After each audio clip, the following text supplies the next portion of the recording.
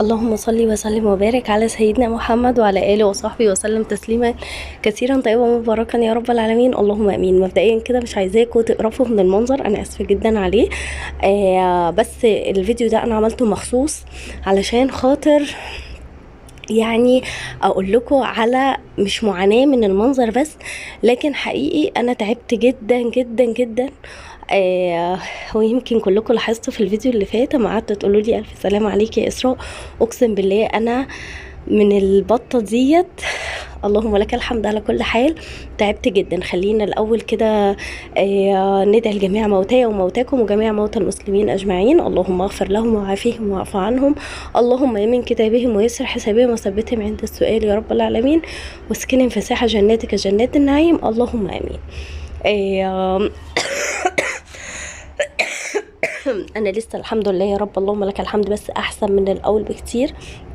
لسه تعبانه يعني اما قلت لكم بلاش تعملوا الموضوع ده في البيت كان علشان خاطر اللي انا فيه، والله العظيم مش تعب مش تعب جسدي، مش تعب يعني ان انا يعني متضايقه من المنظر وكده، لا ده علشان خاطر كمان انا تعبت منها، جات لي حساسيه منها، كحه بطريقه غريبه جدا. يمكن هي دلوقتي خفت كتير عن الاول.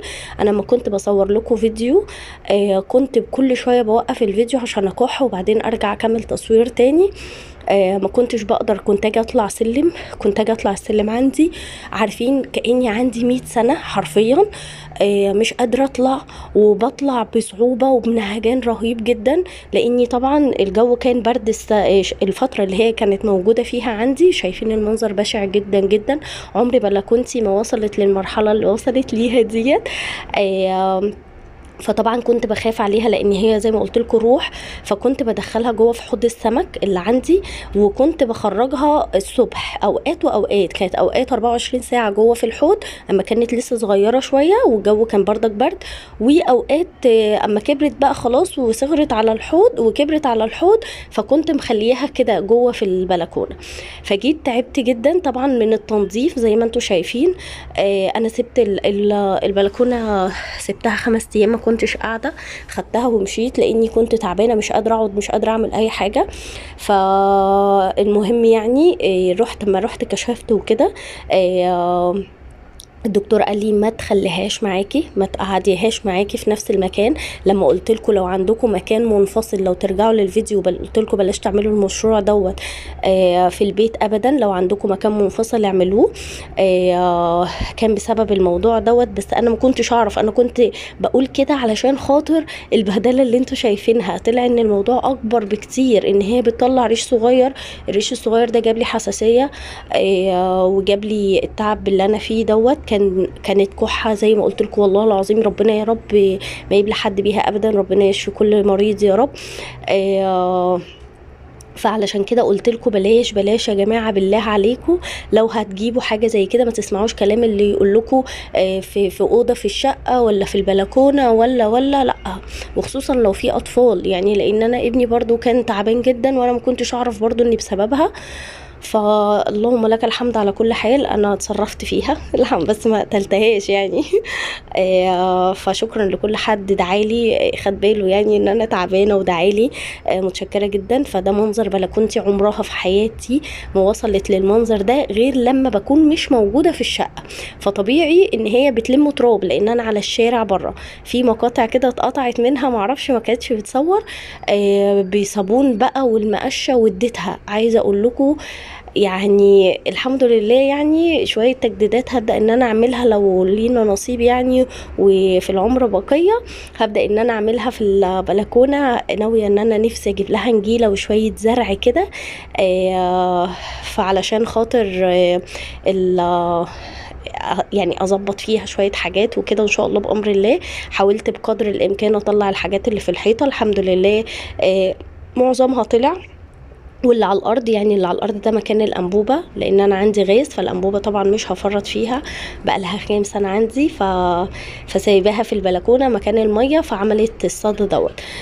بس وعملت بحته، ليه ما عملتيش بالشرشوبه؟ لاني خفت الشرشوبه تصفر، يعني تبقى ريحتها زفره من البتاع دهوت، يعني من الحاجات اللي على الارض. وبعد ما خلصت الميه، شايفين عامله ازاي، رحت جايبه بدل ميه باريال، ميه باوكسي بس، وكنت حاطه معطر، حطاهم كده بس كده علشان يعني من غير البهدله. بعد ما لميت البهدله دي كلها، حطيت ميه باريال، لا ميه باريال بس، وعملت بيها تاني البلكونه ونضفتها تاني علشان لو في اي ريحه تروح خالص. بس واللي في السيراميك الوزرة ديت ده من النقاشة، يعني مش بهدلة، يعني فاهمين قصدي ايه؟ بس يعني والله العظيم عن تجربة هي شخصية، بلاش تعملوا المشروع ده ابدا ابدا ابدا في البيت وانتوا قاعدين في نفس المكان، علشان خاطر هتتعبوا. آه، انا تعبت جدا، و مش هقول ان انا ندمت على قد ما انا هقول ان انا اتعلمت الدرس، لاني طبعا لو ما كنتش ربيتها وجبتها، انا جايباها والله عشان ابني كان حاببها بس مش اكتر، فما حبيتش ازعله. بس انا اللي زعلت في الاخر.